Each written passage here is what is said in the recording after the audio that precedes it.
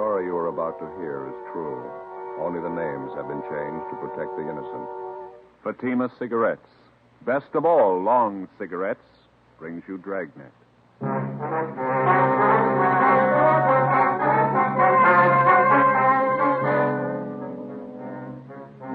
You're a detective sergeant. You're assigned the homicide detail. You go to an apartment house and answer to a shooting and dead body call. Her husband tells you it's suicide. The facts show it to be murder.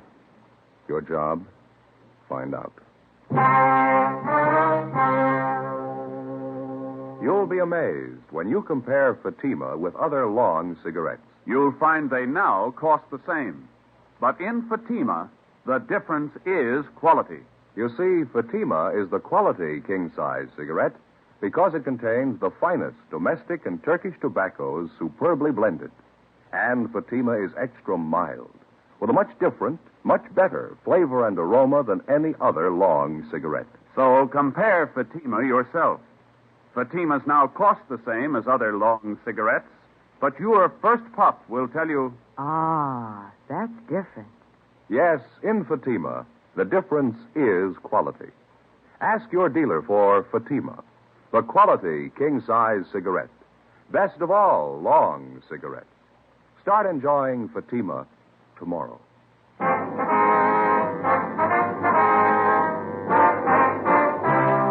Dragnet, the documented drama of an actual crime. For the next 30 minutes, in cooperation with the Los Angeles Police Department, you will travel step by step on the side of the law through an actual case transcribed from official police files. From beginning to end, from crime to punishment, Dragnet is the story of your police force in action.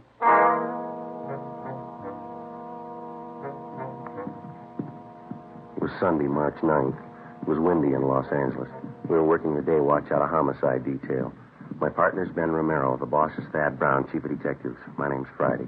It was 4:35 p.m. when we got to the first floor of the Kelsey Apartment Hotel. Apartment 112. Hi, Joe. Ben. Hi, Harry. How are you? What have you got here? The woman's dead, shot through the right temple with a .45 automatic. Husband claims it's suicide. What's the name? Mr. and Mrs. Andrew Robertson. Wife's name was Marie. That's Mr. Robertson right over here. Has the crime lab been called? About 2 minutes ago. Fine. Mr. Robertson, this is Sergeant Romero, Sergeant Friday. How do you do? How are you? Have you questioned Mr. Robertson? No, not yet. Mr. Robertson, do you want to tell us what happened here? I'd just gotten back from the corner grocery store. My wife and I had a little argument going. It started before I left for the store, and it was still on when I got back. I see. She was fixing chicken fried steaks for dinner, putting the flour on them. We had a few more words, and I went over and sat on the Davenport right where I am now. Mm-hmm. She was standing there in the doorway to the kitchen.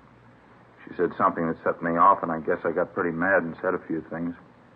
Then she went back over to that little nightstand there by the door to the kitchen. That one right there? Yeah, that's it. That's where I keep my Army automatic. She pulled it out of the drawer and backed up into the kitchen. She put the gun to her head and said, "This'll put an end to the argument once and for all." I yelled at her and tried to stop her, but I was too late. She pulled the trigger and fell right there where she is. What'd you do then? I went upstairs to Ted Carlton's place. He lives in 212 right above us. We don't have a phone here. I asked him to call the police and send for an ambulance. Did you go over to see how badly your wife was shot? Yeah, I forgot to tell you. The minute she fired, I rushed right over to her, but I was too late. She was dead. Now, did you touch anything in here, move anything at all? No, sir, not a thing. I've been sitting here ever since I got back down from Ted's room upstairs. I see. Joe. Yeah.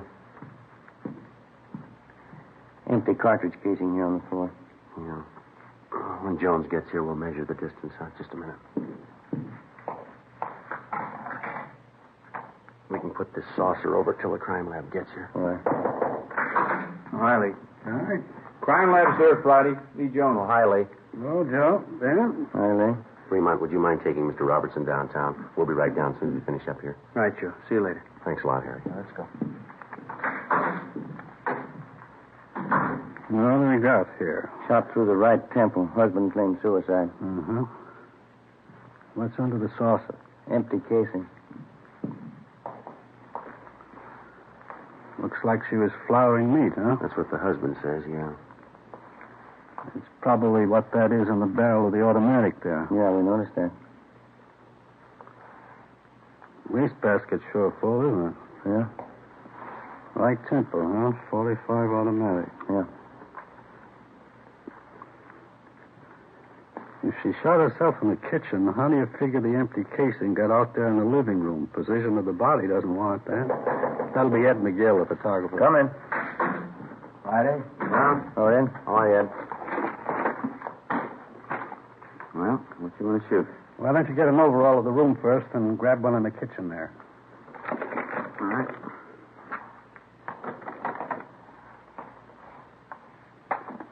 You want to wait till I get that saucer off the casing, Ed? Mm-hmm. Okay. All right. Mary, you want to move over there, love? Oh, yeah. Thanks. All right.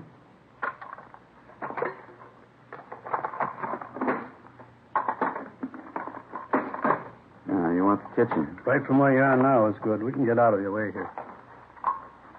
Okay, this is fine.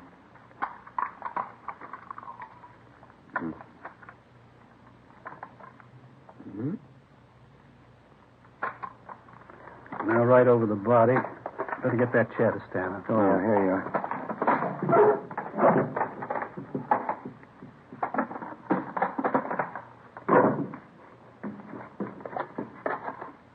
Not much room to work in here. Can you get it all in there? Yeah, I think so. Use the wastebasket as your outside line here and kitchen sink on the other side. Can't get the sink in. Will you settle for the wastebasket only? Fine. Just use that as your right-hand sideline, huh? All right. Okay.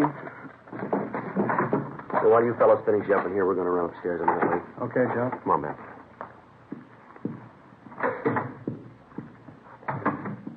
Where do you want to go first? 212? Well, that's this Ted Carlton Robertson mentioned in it. Yeah, the fellow who's supposed to have called in for him. All right, yeah. Here it is, right at the head of the stairs. Yes? Police officer. You're Mr. Carlton? Yes, that's right. Come in. Thank you very much. This is an awful thing, isn't it? Yes, sir. Well, we understand that you're a friend of the Robertsons. Yes, I am. Have you found out anything yet? You think Andy killed her? We don't know. We haven't completed our investigation. Oh, I see. I'll bet that's the way it was. I hate to say that, but from all indications, it certainly looks that way. Mm-hmm. How do you mean? The argument, the shouting, then that single shot. I don't know, but it sure struck me that Andy did it. When did the argument start? Was it prolonged, do you know? What do you mean? When did it start? What time, do you know? Well, this one today started about 3:30 when Andy got back from the store, but they've been arguing ever since I've known them. And how long have you known them? About 2 years. Those two never should have gotten married to begin with, if I'm any judge. Are you married? No, sir, I'm not.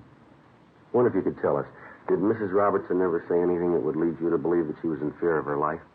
Well, yes, she did. One time Andy stalked out of the apartment down there, and Marie came up here to see me. She was in tears, all broken up about it, as usual during these spats. I see. She said, I'll try to remember exactly how she put it. She said, Andy gets so mad sometimes I think he's going to kill me. What did they usually argue about, do you know? Oh, different things. This particular time that I was telling you about, I think it was over his being late for dinner. I see. Now, aside from this one instance, is there anything else that you can tell us? Well, Andy has a terrible temper, that I know. We used to go out and bowl once in a while, Marie, Andy, and myself. We had to stop. Every time he'd miss a spare, you'd think it was the end of the world. Would he usually seem to take it out on his wife? Most of the time, yeah. Although I must say I caught it a few times myself. Abusive language. She really carried on over nothing at all. Mm-hmm. Did Robertson leave his wife home alone much of the time? No, not any more than usual. Seems like he always wanted to get home just so they could argue. Everybody in the apartment house knows about him. So you said that Mrs. Robertson came up here after that one particular argument, is that right? Yes, it is, sir. Well, did she come up here often? No, not very often. Just when she was unusually upset and her nerves were on edge. But only then when Andy would rush out mad. Well, do you know whether or not Robertson owns a gun? Yes, I believe he does. Matter of fact, I know he does. One night we were having trouble with prowlers, and he came up here with his automatic. I see. Later on, I think I asked him where he got the gun. He said from the Army. Is there anything else you can add, Mr. Carlton? I was the one who called the police. You knew that. That's what we understand. Didn't Andy tell you? He came up here right after the shot and asked me to call the police for him. They don't have a phone. Well, exactly how did he tell you? What do you mean? Well, what were his exact words? Can you remember them? Well, he said, my wife's shot. Call the police and get an ambulance quick. And what was your reaction to this?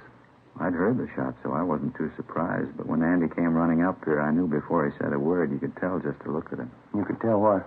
Something was wrong. I had a hunch all along that this might happen someday. What's that? That Andy had killed his wife. Ben and I continued questioning the various neighbors in the apartment building. Their stories all matched in every detail. The Robertsons had been known to argue, quite frequently and quite loud. None of the neighbors could definitely say that they had ever heard Andrew Robertson threaten his wife. All of them volunteered it would be entirely possible. We put in a call to R&I. We found that there was no previous record on Andrew Robertson nor his wife, Marie. Before Lee Jones had finished his investigation, latent fingerprint men had arrived, and the men from the coroner's office were standing by for removal of the body. We canvassed the neighborhood and checked with the various merchants in the area. They could shed no further light on the death of Marie Robertson. The coroner removed the body from apartment 112, and Lee Jones continued with his investigation. Ben and I returned downtown for further interrogation of the suspect. Everything I've told you is the truth. Would you mind going over it just once more? All right. We had our quarrels and arguments, and I guess some of them were pretty bad, but I'd never do a thing like this to Marie. Well, you don't seem very upset about all this, Robertson. I'm not crying, if that's what you mean. I'm sorry she had to do it. Tried to stop her, but there was nothing I could do. Well, you seem to be taking all this pretty well under the circumstances. I don't know if I can explain how I feel about it. You see, Marie and I weren't too happy the past couple of years. We've been married 8 years, and I guess from the start we never could hit it off. Did you used to argue quite a bit? No, not at first we didn't. Just seemed that we've drifted apart the last couple of years. We seemed to fight all the time over nothing at all. I honestly believe we fell out of love. Well, would you mind telling us again exactly what happened this afternoon? First of all, I got up. I always like to sleep on Sundays. She asked me to go to the store. That started the argument. She knows I don't like to go shopping, but it seemed like she was always forgetting something, and I'd have to go. Mm-hmm. When I got back from the store, she was making chicken fried steaks for dinner. Mm-hmm. She was putting flour on the meat.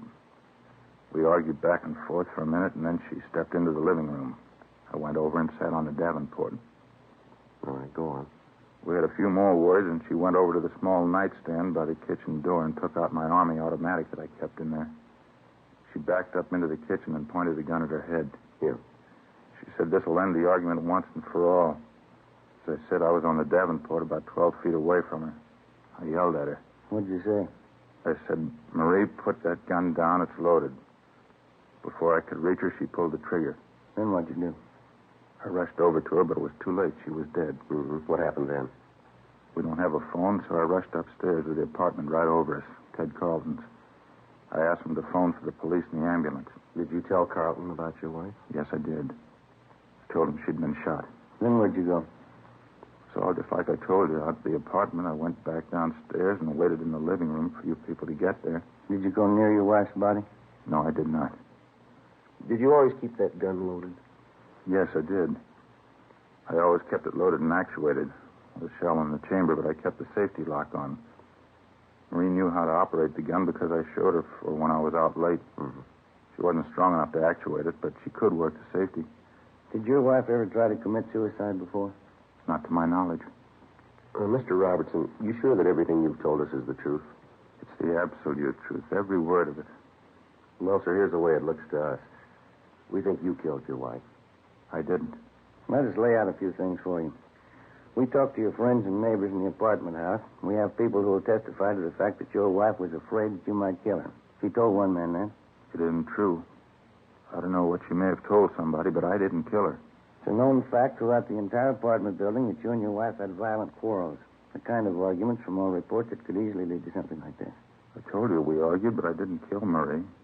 I couldn't do a thing like that. Mr. Robertson, we've made a preliminary investigation of your apartment. You say your wife killed herself. Let me show you some of the flaws in your story here.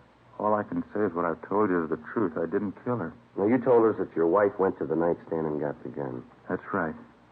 How did she pick up the automatic? How do you mean? Well, how'd she take it from the drawer? Like anyone would pick up a gun? By the butt? She picked it up like anybody would who was going to use it. You're sure about that? Positive. She didn't touch anything but the butt.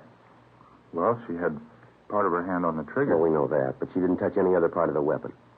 she did not. She didn't have time. Well, then how do you account for the fact that we found traces of flour on the barrel of the gun? Well, sure, she was flouring meat. Well, how did the flour get on the barrel? I don't know. Well, isn't it true that when you approached her with the automatic pointed at her, she tried to ward off the shot with her hand? Now, isn't that how the flour got on that barrel? That isn't true. Now, you said your wife was putting flour on some steaks. That's right. How do you account for the fact that we didn't find any flour on the butt of the gun where it belonged? Or on the drawer of the nightstand, where you say she first picked up the automatic? Well, I can't answer that. I don't know what all this means. Well, it means that unless you've got some kind of explanation, we have to assume that you're lying, that you killed your wife. I don't know how to explain all these things, but I didn't kill her. Mr. Robertson, you say you were an Army man. Isn't that what you told us out at the apartment? Yes, I was a sergeant in the Army during the last war. What outfit were you with? I was an instructor in sidearm weapons at Santa Ana Army Air Base. Then you'd be somewhat of an authority on the Colt .45 caliber automatic pistol, wouldn't you? I guess I would, yeah. That was one of the weapons I instructed in. You'd know all about the system of ejection employed by the Colt company on their .45 automatic. Yes, I would. The empty casing ejects to the right, up and back. Is that correct? Yeah, that's right. In other words, if you were pointing a .45 at me and you pulled the trigger, the empty casing would eject to your right, up, and fall on the floor to the rear on your right side. Is that right? Yeah, that's where it would end up. You still maintain that your wife shot herself? Yes, I do. Where was she standing when she pulled the trigger? As I told you before, in the kitchen. How was she standing? What do you mean? Which way was she facing? Well, let's see. Facing me. Yeah, that's right, in the kitchen with her back to the sink, facing out toward me. And where were you? On the Davenport in the living room, facing her. Now, bearing in mind what we've already discussed and agreed upon concerning the ejection system of a .45, how do you account for the fact that the empty casing was found in the living room, 6 feet and 4 inches from the kitchen? Well, let's see. I'll figure it for you. The empty casing should have been found on the floor of the kitchen, somewhere to the right and rear of your wife. Isn't that about it? I don't understand. Why are you trying to prove me guilty? I've told you, and I swear to you, I didn't kill my wife. Well, it'd be a physical impossibility for that empty casing to have landed anywhere but in the kitchen if your wife had pulled the trigger of that automatic. Now, how about that? What can I say? Please believe what I'm telling you. I didn't do it. Not according to the evidence. I don't understand any of this. Well, here's the way we've got it reconstructed. You had a quarrel. You got the gun. You met your wife at the doorway to the kitchen. You pointed the gun at her. She tried to ward it off with her left hand, leaving flour on the barrel of the gun. You fired, and the casing was thrown up and back to the right, where it landed on the rug of the living room. The testimony of the neighbors, the flour in your wife's hand, the position of the empty casing. Robertson, you're it. I don't know why all these things are the way you say they are. Well, we do. We don't believe your wife committed suicide. You think about it. Come on, Ben. Yeah.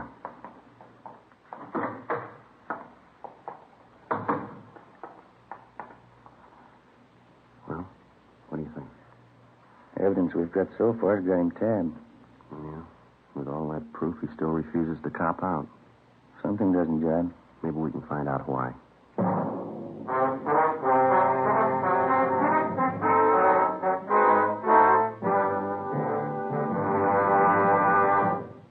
You are listening to Dragnet. From beginning to end, Dragnet is the authentic story of your police force in action. Now, from beginning to end, the Fatima story. Actual convincing proof that in Fatima, the difference is quality. Quality of tobaccos.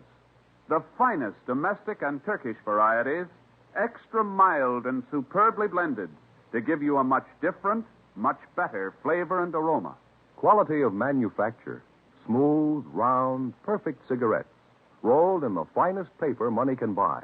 Manufactured in the newest and most modern of all cigarette factories. Quality, even to the appearance of the bright, clean, golden yellow package, carefully wrapped and sealed to bring you Fatima's rich, fresh, extra mild flavor. Because of its quality, its extra mildness, its better flavor and aroma, more long cigarette smokers are now insisting on Fatima than ever before. So if you smoke a long cigarette, compare Fatima. You'll find they now cost the same. But your first puff will tell you... Ah, that's different. Yes, in Fatima, the difference is quality. Insist on Fatima. Start enjoying the quality king-size cigarette. Fatima. Best of all, long cigarettes.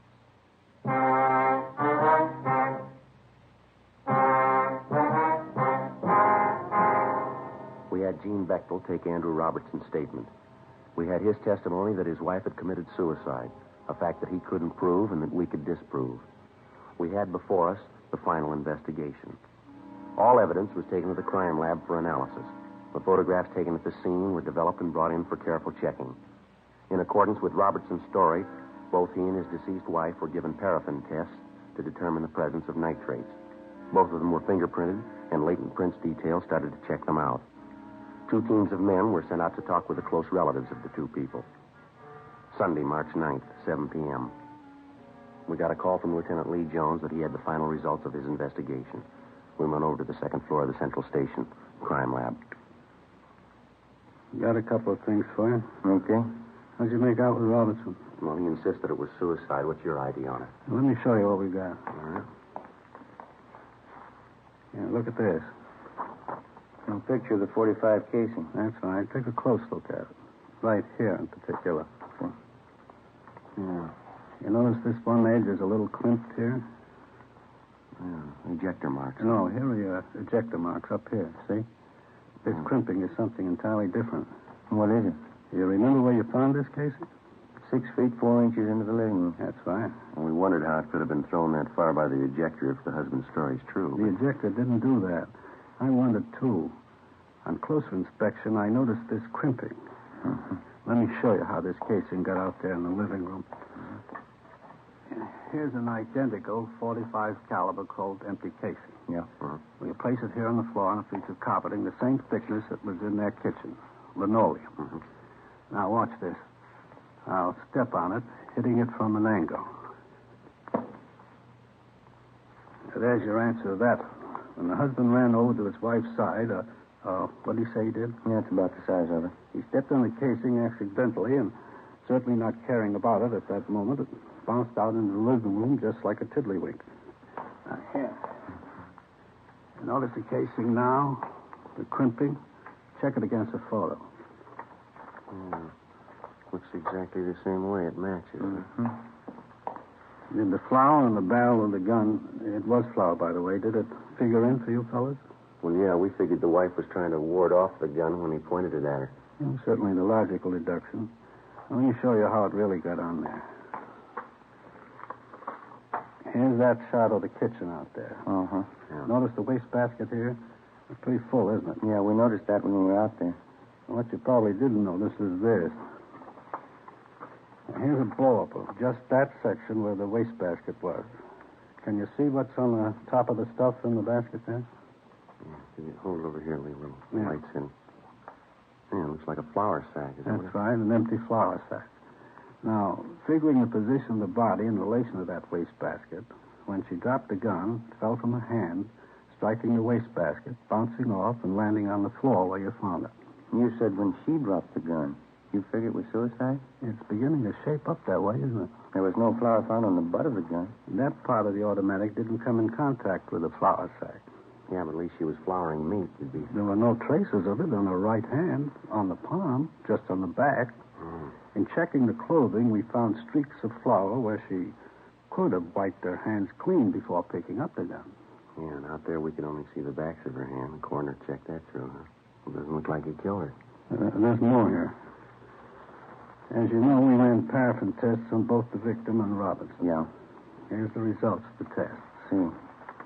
Andrew Robertson, known nitrates negative. Marie Robertson, evidence of nitrates positive. She fired a gun, he didn't, huh? And that's it. There's something else.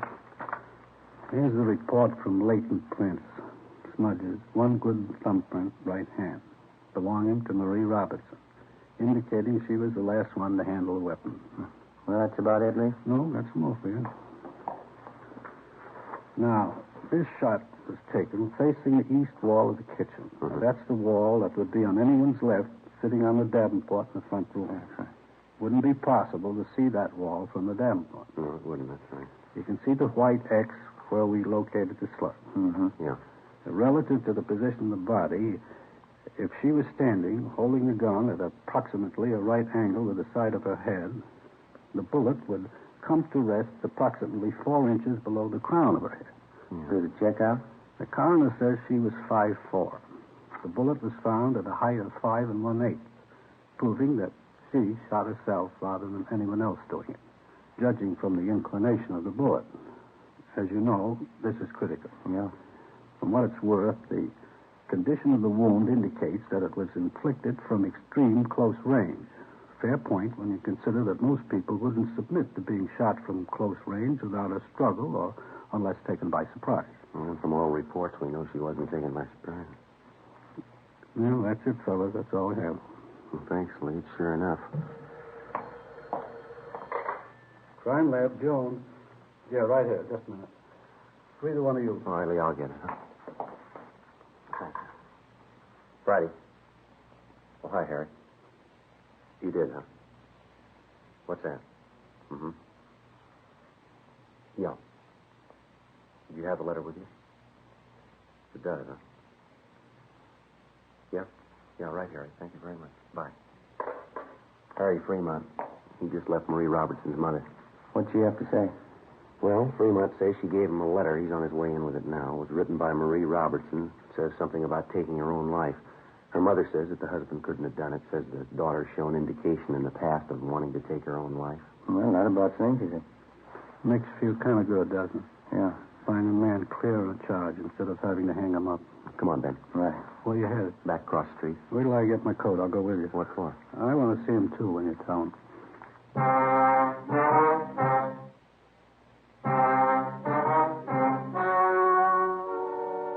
The story you've just heard was true.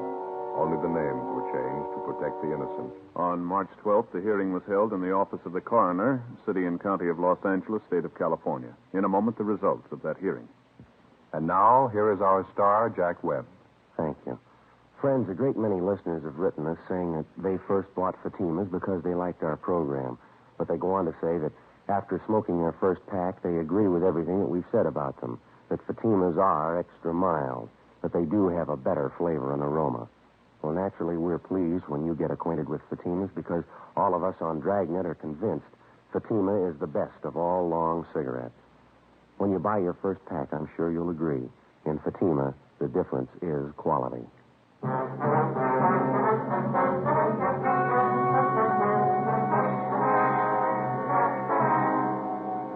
Andrew William Robertson was immediately released from custody.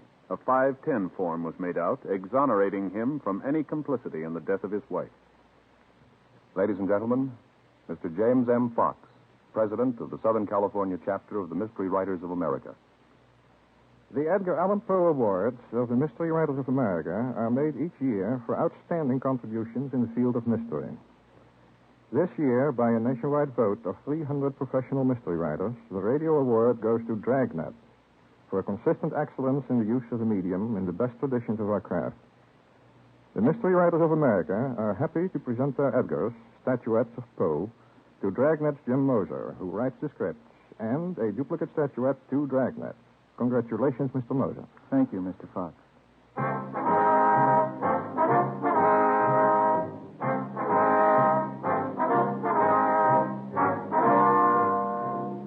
You have just heard Dragnet, a series of authentic cases from official files. Technical advice comes from the Office of Chief of Police W.H. Parker, Los Angeles Police Department.